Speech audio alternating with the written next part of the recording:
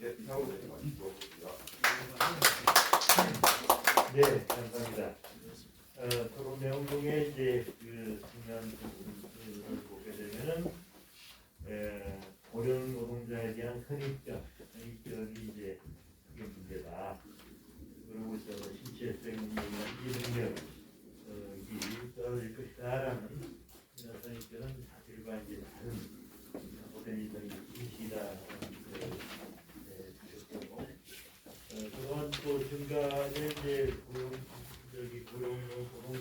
고령 노동자들의 현황도 분석을 해드립니다. 그러니까 50대는 비교적 상대적으로 괜찮은 자리에서 이제 일하고 있고, 60대 이상의 경우에는 노동 조건이 취약한 자, 이제는 그게 이제 마지막으로 보건복지부에서 인구정책 기반을 하고 있는 이선영 의사님께서 안녕하십니까. 보건복지부 이선영 부장이라고 합니다.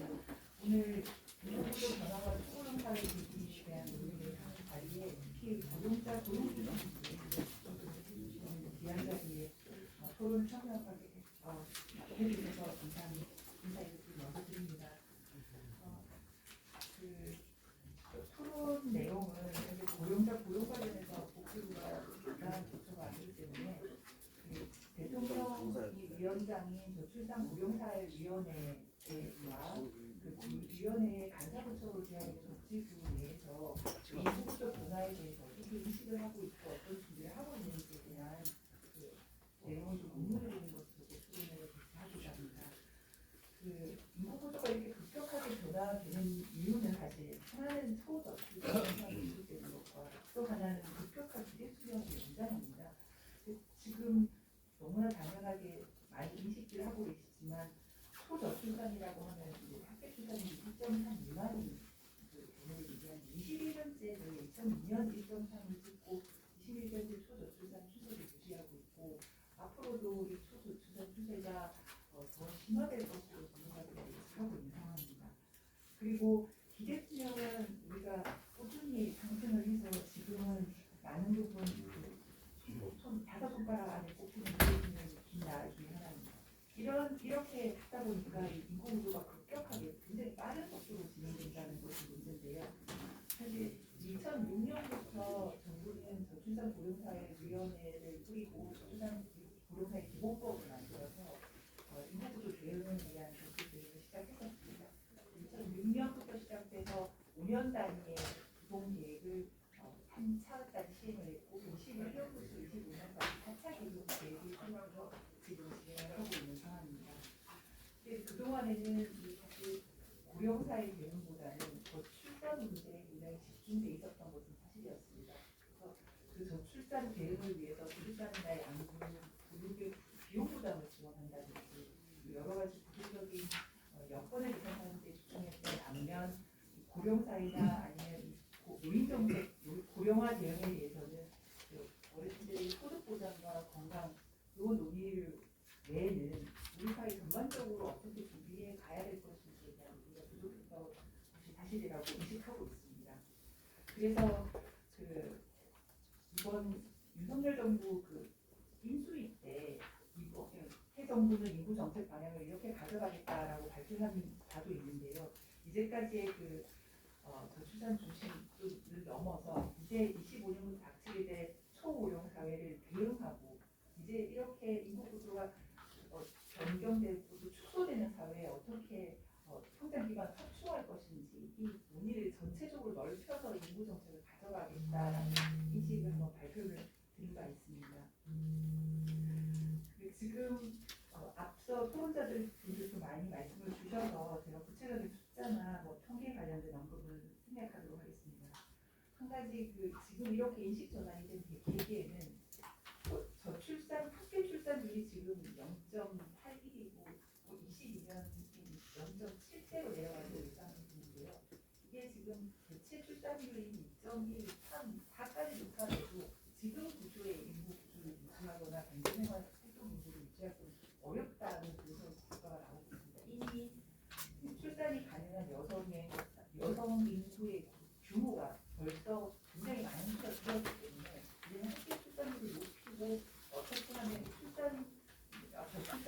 완화할 것인가의 대응만 가지고는 이제 우리 대응이 어렵다는 것을 인식하고 있기 때문에 지금 이 논의가 더욱 중요하다고 생각합니다. 여러 초고령 사회에 대비하고자 하는 그 논의와 관련해서는 지금 75세 이상 후기 고령 인구 기준과 특히 노인 1인 가구 노인 가구가 굉장히 크게 증가하는 데 주목을 하고 있습니다. 그리고 기대 수명은 굉장히 높아지고 있음에도 불구하고 우리 건강 수명이라고 얘기하는 그 연령은 높아지지 않고 있어서 그 건강 격차가 오히려 12년도에는 15.17년이었던 반면 20년에는 17년까지 증가하는 격차가 증가하는 문제가 더 주목을 해야 될 상황으로 인식하고 있습니다. 이렇게 고령 인구가 증가하고 또 건강 격차가 커지고 있기 때문에 앞으로는 돌봄과 의료비 부담이 지속적으로 증가할 것이다. 그러나 전반적으로 고령자의 건강 수준은 꽤 개선되고 있고 또 어르신 스스로도 내가 노인이라고 생각하는 연령 기준이 65세에서 69세, 70세까지 지속적으로 올라가고 있는 것을 조사하면 결과가 나오는 것을 확인할 수 있습니다. 그래서 앞으로는 이 초고령사회 대비를 위해서 돌봄, 보건의료, 주거, 일자리 등 증가하는 정책 수요에 어떻게 대응하는 사회 서비스를 만들어낼 것인가, 사회 돌봄의 부담을 어떻게 분담할 수 있게 준비할 것인가를 큰 과제로 생각하고 있습니다. 두 번째로 이제 노인 연령 기준 상한 문제도 논의를 해야 될 시점이라고 인식을 하고 있습니다. 그동안 그 노인 연령 기준은 법으로 일반적으로 노인이 몇 세다라고 정의한 바는 없었습니다. 그러나 노인복지법의 경로 5대 조항에 65세 이상에 대해서는 경로 5대를 할 수 있는 그 조항을 근거로 지금까지 65세에 대해서 통상 노인이라고 정하고 있고 또 각 개별법에서 그 여러 가지 기준들을 65세로 정하고 있는 것이 사실입니다. 근데 지금 현재 65세 이상에 대해서 경로 5대 조항을 근거로 지하철, 철도, 그리고 공공시설, 의료사인 이용료를 제공하고 있는데 이제 40년 이 조항이 82년도에 만들어진 이후에 지금 40년째 65세로 유지가 되고 있는 상황입니다. 그래서 이제는 사회적 부담에 대해서도 어떻게 연령을 조정할 것인지 함께 논의가 필요한 시점이라고 보고 있습니다. 그다음 지금 이제는 초고령 사회로 구조가 변경되는 거에 맞춰서 또 같이 이 인구 전체가 감소하는 사회를 우리가 대비를 해야 된다고 보고 있습니다. 그래서 생산 연령 인구도 감소하지만 학령 인구도 같이 감소하고 있고 병력 자원도 같이 감소하고 있고 또 지역의 인구는 굉장히 감소가 돼서 이제 지역이 소멸할 위기가 있는 시군구가 전체 시군구의 49%, 50% 가까이 육박한다고 생각하고 있습니다. 그러니까 앞으로는 어떻게 하면 경제활동 인구를 지속적으로 확충할 것인가, 여성, 고령자뿐만 아니라 양쪽으로는 지금 외국 인력 활용까지도 얘기가 되고 있는 상황입니다. 이런 양적 흡수뿐만 아니라 실제로 여성, 고령자, 노인, 어르신분들이 어떻게 계속적으로 경제활동에 참여할 수 있게 평생교육이나 고등교육 체계도 가져갈 것인지 인적자로 개발에 관련된 논의도 필요한 시점이라고 보고 있습니다. 더불어 아까 토론 주제에도 나왔었는데 이 생산성을 높일 수 있는 여러 가지 복지 기술 개발, 활용 이런 것들도 지금 필요한 시점입니다. 특히 그 웰페어 테크놀로지에 더불어서 요즘에는 노년학이라는 제론 테크놀로지와 테크놀로지를 연결된 제론 테크놀로지 얘기가 많이 나오고 있는데요. 이런 기술 개발을 어떻게 R&D 예산에서 적정 비중으로 확보하고 또 활용을 활성화시킬 것인지 논의가 필요한 시점이라고 보고 있습니다. 더불어 근로환경도 고령 친화적으로 개선돼야 될 과제로 보고 있습니다. 이렇게 앞으로 고령 사회와 인구 감소 시대 대응 문제는 비단 복지부만의 과제가 아니라 사실 경제 사회, 우리 사회 전 사회의 영역에 있어서 준비돼야 될 과제들을 다 안고 있습니다. 그래서 지금 저출산 고령사회위원회가 이제 7기를 마무리하고 8기 위원회 출범을 앞두고 있습니다. 현재 8기 위원회 구성을 준비하고 있는데요. 곧 위원회가 출범이 되면 이런 저출산 완화 문제는 당연히 논의가 필요한 과제이지만 더불어 앞으로 이 인구구조 감소와 고령 변화를 어떻게 대응할 것인가에 대한 범위를 좀 더 확대하고 논의를 할 수 있는 과제를 발굴하고 각 모든 전 부처가 이 인구 구조에 대응하는 과제에 대한 전략들을 수립할 수 있도록 이끌어 나가려는 계획을 갖고 있습니다. 오늘 이런 토론에서 나왔던 그 고령사회, 특히 연령차별 없는 고령 문제 이것도 저희가 논의를 해야 될 굉장히 중요한 과제로 보고 있고요.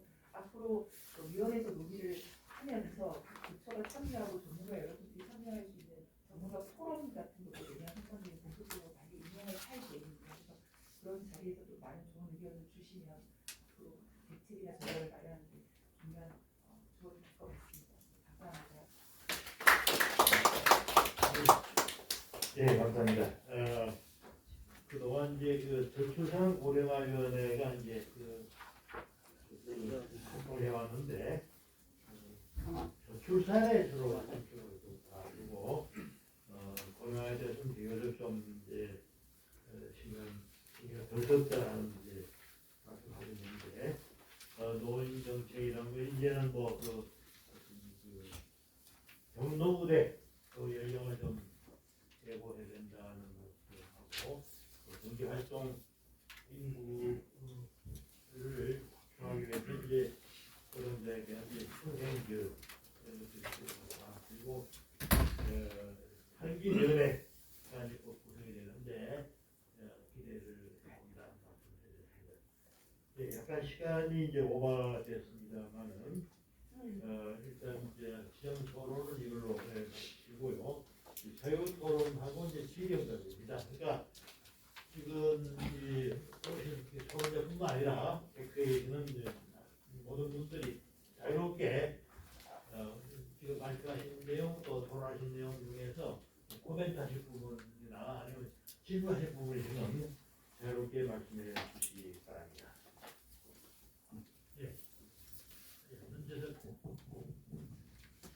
네, 노인망위원 사무총장 전대섭입니다.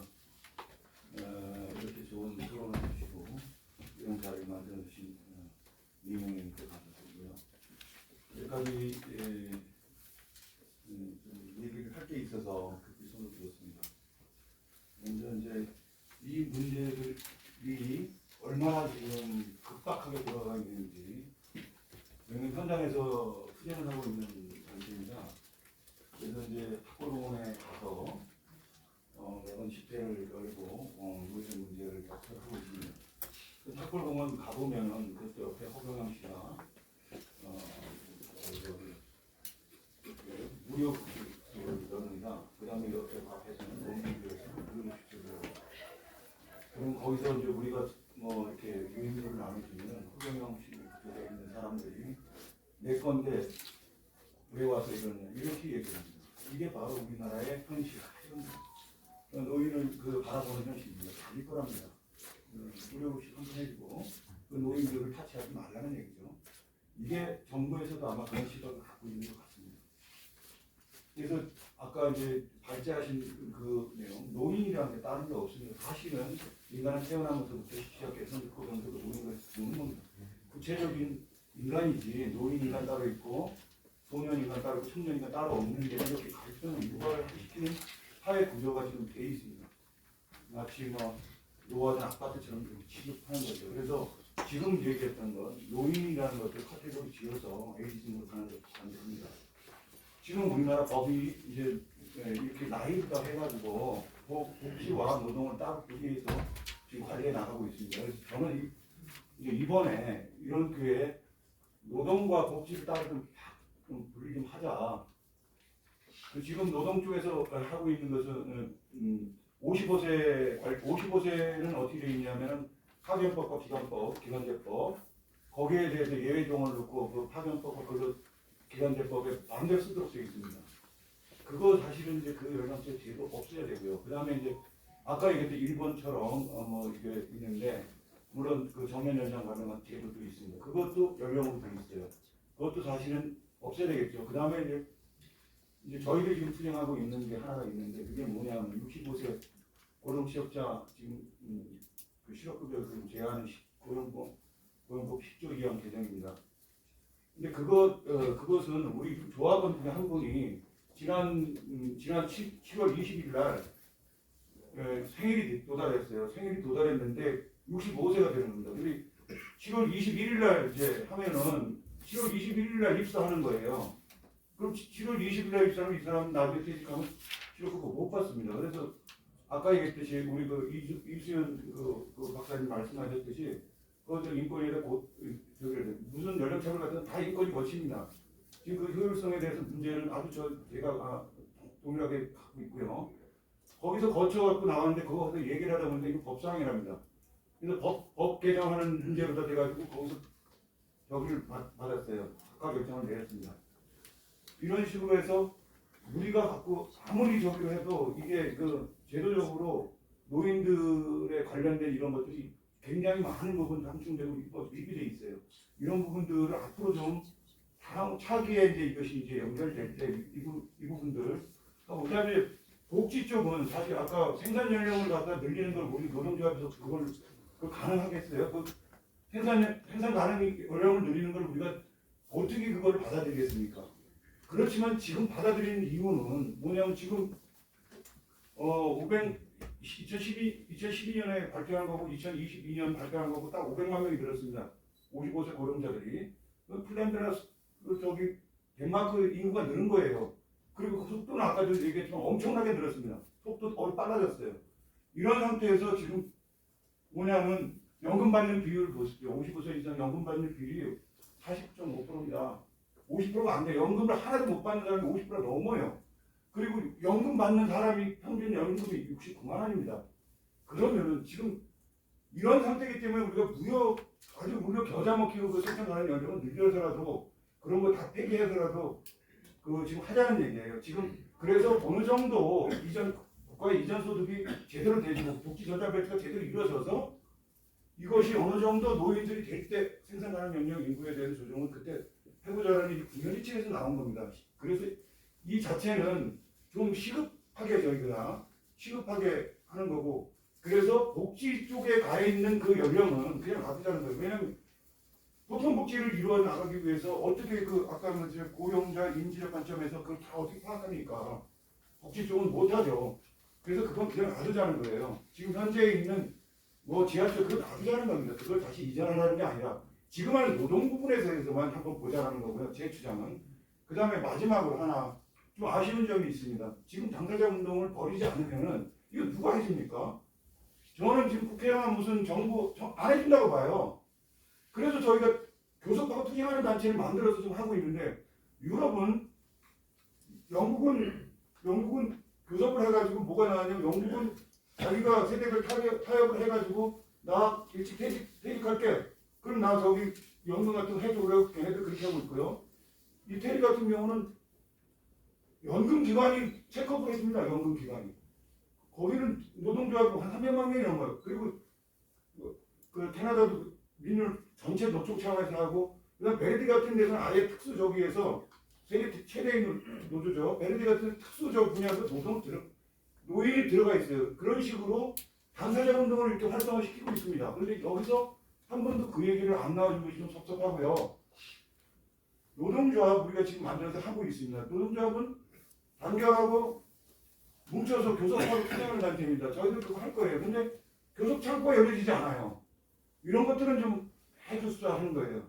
교섭 창구를 우리가 할 수 있게끔 우리 지금 처음 시작하는 거기 때문에 물론 이제 나중에 뭐 전문가 집단에서 우리들 뭐 껴주게 뭐 이렇게 하겠지만 이런 것들은 열겠습니다. 이런 것들은 우리들이 하겠지만 실질적으로 이런 거 많이 일어나서 하려면은 네 알겠습니다. 드리겠습니다.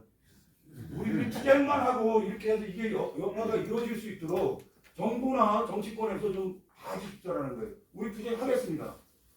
그렇지만 요거를 그냥 여기 적으니까 우리 미미하니까 돈도 없고 그냥 무시하지 마시고 저희들 노동조합 활동에 좀 더 도움이 되는 이런 것들 좀 해주시기 바랍니다. 고맙습니다. 예, 지금 여러 가지 문제를 종합적으로 다 말씀을 해주셨네요. 또 다른 데 예, 본인 소개를 하시고 말씀. 저는 노희망위원 나태균이라고 합니다.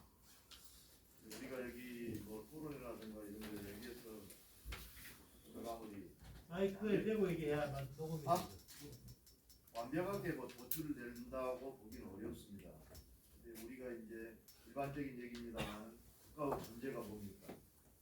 그러니까 국민 모든 그러니까 이제 여러 토론자를 말씀하셨는데 고용과 뭐 노동 이런 부분을 분리해서 생각하지 마시고 그 다음에 이제 우리 존경하는 이인영님 계십니다만은 국회의원이면 국회가 이런 데 입법을 해야 되고 또 보건복지부에서 나와 있는데 이런 것을 하라고 이제 빼는 거거든요.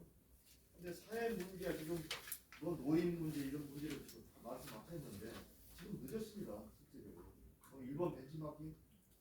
근데 문제는 여러분들한테 그런 것을 하라고 해놓는데 하지 않고 사회 문제가 되면은 그래서 이제 일례를 제가 하나 듣겠어요. 노인 부분에 대해서 우리는 그 문화가 이게 바뀌어야 된다고 생각합니다. 우리가 젊어서 다 노인 되지 않습니까? 남의 문제가 아니고. 근데 이제 임금 비교제 같은 경우에 진짜 이게 잘못되는 건데 왜 정년이라는 부분도 고용을 유지할 때에 필요한 부분입니다. 정년제다라는 부분이. 근데 단순히 우리가 지금 그 건강이 옛날하고 달라져가지고 좀 젊은 사람 못지않게 아까 토론에도 나왔지만 정신이라는 대단히 다른데 나오는데 지금 봤을 때 임금 피크제 같은 경우에는 정년 1년 연결하고 2년 연결하고 10% 20%씩 이렇게 깎는다는 제도란 말이에요. 그 도입 취지는 알고 있어요. 독소조항이에요. 지금 대법원에 판결 나왔지 않습니까? 그리고 지금 뭐 우리 전 사무총장께서 얘기했듯이 또 저작권 없다. 이러한 모든 일련의 부분을 연구 집단을 국가기관에서 하는가 입법으로 이 부분을 다 할 수는 없습니다. 통합 입법도 어려워요. 사안마다. 그래서 우리는 많이 보고 있습니다만 그래서 이러한 것을 노인 문제뿐만 아니라 이 사회 문제가 돼가지고 노동 건설 노동자 같은 이제 국민들이 뭐 다 이렇게 하고 우리 지금 여기는 제가 얘기를 다 할 수 없지만 그래서 국가라는 부분은 국민을 위해서 어떻게 할 건지 이것을 할 수 있는 그걸 연구를 하시고 그런 연구 기관을 만들어서 좀 해주셨으면 좋겠습니다. 감사합니다. 네, 감사합니다. 예, 또 말씀하실 분 계시나요? 제가 짧게 본인 소개를 하시고요. 되도록이면 마이크에 대고 말씀하셔야 돼요. 마이크를 줘야지. 안 주고 얘기하면 마이크를 안 나오네. 그래, 기록이 되거든요. 저는 노이방윤위원 인천 본부장 정동근이고요. 저희 조합원들이 한 6명 오늘 이렇게 함께 왔습니다. 저희는 한 3, 4년간을 매월 문화 홍보 활동이라는 이름으로 세 가지를 중심으로 해서 서명 홍보 활동을 인천에서 해오고 있습니다. 첫 번째는 모든 노년층들에 있어서 지금 기초노령연금이 아닌 기본소득제, 최저임금의 절반 수준으로 기본소득제를 실시하라. 그래야지 폐지 죽고 몸 아파서 병원 못 가고 전기세 문제에서 건물세 눈치 보는 그런 노인들이 없다. 구독사하지 않을 수 있다. 두 번째는 돈이 없어서 병원에 못 가고 자기들 눈치 보다가 그러다 쩔쩔보다 끝까다가 가는 노년층들이 없도록 전면적인 노년층에 대한 무상진료를 실시하라. 세 번째는 마지막으로 무주택 노년층들, 독거 노년층들 특히 이 분들에 대해서 공동주택을 국가에서 마련하라. 이것은 노년층들만이 아니고 노년이 되면은 젊었을 때 결혼하고 아들, 딸 잘 낳고 열심히 살면 정부에서 국가에서 최소한의 기본권, 주거권, 건강권이 책임진다 했을 때 모두가 행복한 희망의 나라고 할 수 있다. 이런 의지로 하고 있습니다. 이런 데 대해서 저는 아까 노인청 발전자께서 얘기하셨는데 뭐 보건복지부에 속할 겁니까? 노동문제는 그러면 노동청에서 문제 할 것이고 그래서 노인부를 우리는 주창해 나가야 된다. 갈수록 좀 있으면 유권자의 40%입니다. 노년층들이. 그래서 당당히 요구하고 그렇게 나가야 된다. 이상입니다. 아이고 네, 화이팅. 감사합니다. 잘했어. 예, 또 말씀하실 분. 예, 안 계시면은 이제 조금 이제 정리를 할 것 같습니다. 지금 발제자 토론자들께서 추가로 말씀하실 부분이 있으면 짧게 말씀해 주시죠. 보충하실 부분이 가지 그냥 하나만 그좀 포괄적인 얘기를 드리고 싶은 말씀은 이게 뭐 우리 아까 뭐 육체적 능력, 인지 능력, 뭐 노동 가능 나이 이런 거에 대해서 계속 우리가 지금 문제 제기를 하고 있는데 2000년대 프랑스에서 어떤 연구를 했냐 인간이 75세까지 예를 들면 75세까지 건강하게 사는 게 생명 아까 얘기한 그런 나이다. 그 다음에 75세부터 뭐 10살 더 살면서 아플 수도 있겠죠. 근데 건강하게 사는 걸 75세라고 먼저 정해놓고 몇 시간을 일을 해야지 75세까지 안 아프고 살 수 있느냐 이런 연구를 해요. 재밌는 연구죠. 재밌는 연구인데 근데 그게 이제 뭐 하다가 이제 결론이 안 나겠죠. 왜 그런가 하면 산업별로 다르죠. 사람마다 타고난 육체적 그 특성이 다르고 이렇게 결론이 안 나는데 제가 지금 이런 말씀을 드리는 것은 우리가 뭔가 아까도 계속 얘기하지만 지금도 뭐 여러분들이 그런 거를 갖다가 인정하시는 분도 있고 이게 말이 되냐 하시는 분도 있지만 생산 가능 연령, 생산 가능 인구라는 이 고착화된 우리가 이런 어떻게 보면 망상이거든요. 망상. 근데 그걸 갖다가 65살 어제부터 우리나라가 12월 뭐 자기 떠난 날로 해서 나이가 이제 정해진다고 뉴스에 나오는데 그러면은 하루 이틀 차이 가지고 엄청나게 우리는 획을 그어버리거든요.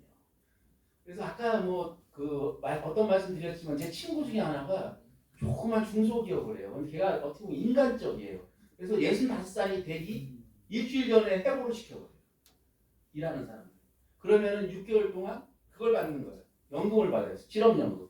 그 다음에 그게 지나면 다시 알바생으로 고용을 해요. 근데 그러면 하는 말이 이게 내가 하는 법에서 가장 나를 위해서 일하는 노동자들이 해줄 수 있는 일이다. 이런 말을 제가 들었는데 우리가 그런 부분에 대해서 너무 우리가 이게 너무 도식화된 수량화된 사회 이런 거에 대해서 좀 고민해야 되지 않을까. 앞으로도 계속 어떤 면에서든지 제가 마지막으로 말씀드리고 싶은 게 감사합니다. 네, 감사합니다. 이제는 이제 마무리해야 될 시간 같습니다. 제가 이선영 복지부 관련께 조금 여쭤보겠는데요. 두 가지입니다. 아까 그러니까 이 경로부대 제도가 40년 전에 만들어졌는데 이걸 재검토해야 된다고 말씀하셨는데 저도 벌써 그 우대를 받은 지가 꽤 오래됩니다만은 이런 생각도 좀 들거든요. 뭐냐면은 만일 그 경로부대 없었으면은 65세 이제 노인들이 외출을 잘 할까? 외출을 그나마 그게 있기 때문에 아마 마음에 좀 들고 전철 타고 가가지고 소비를 하거든요. 소비를. 그래서 이걸 학술 무슨 용역을 준다든지 해가지고 한번 그 연구해봐서 좋겠어요. 이게 사회 경제에 미치는 영향이 어떤 것인지, 그냥 사회적으로 마이너스인지, 그냥 공짜 손님인지 아니면은 훌륭한 고객 중에 한 사람인지, 그걸 한번 용역을 한번 부탁을 했으면 생각이고요. 그다음에 아까 이제 경제 활동인구를 위해서 평생교육을 하셔야 된다고 그러는데 이건 뭐 저도 하는 얘기입니다만은 그러니까 우리가 제 4차 산업혁명 시대에 들어가면서 지금 그렇습니다. 그러니까 많은 직장이 없어지고 또 많은 직장이 생겨나고 있습니다. 내일같이 말이죠. 그러니까 종전에 배운 기술이 이제 쓸모가 없어지고 새로운 기술이 생겨나고 아까 말사스 얘기를 처음에 시작했지만은 말사스도 모르는 게 많았거든요. 신기술이 어떻게 성장하는 진짜로 못했단 말이에요. 그러니까 앞으로 어떤 게 생길지 모르는 거예요. 그러니까 바로 이제 그 평생 그것 때문에 해야 되는 거예요. 해야 되고 중간중간에 이제 공석이 생겼을 때 그거를 메꿔주는 것이 바로 사회보장이거든요. 여러 가지 제도가 이제 촘촘히 있어가지고 그렇게 돼야 이제 산업혁명도 이제 우리가 잘 대응할 수 있다 이렇게 제가 이제 생각을 해봤습니다. 그러니까 이 고령자 문제도 이제 마찬가지입니다. 그러니까 앞으로 이제 고령자에 적합한 직종이 또 생겨나거든요. 하거든요. 그 뭔지 우리가 모를 수도 있어요. 그렇기 때문에 우리가 이제 항상 그 평생 새로운 지식, 이 훈련이 이제 필요하다는 이제 그런 생각입니다. 그래서 이 평생교육 시스템 자체를 굉장히 활성화해야 된다. 지금 뭐 되긴 돼 있어요. 그럼 뭐 예컨대 뭐 주민센터 가게 되면 뭐 많거든요. 이걸 조금 더 전문화한다든지 또 특성에 맞게 이 제도를 이제 개편한다든지 이런 노력도 이제 필요한 것 같습니다. 그래서 오늘 뭐 짧은 시간이기 때문에 많은 말씀 못 들었지만은 어쨌든 간에 우리가 이제 인구 구조 변동이 노인과 사회 전반에 미치는 영향이라는 제목으로 우리 그러니까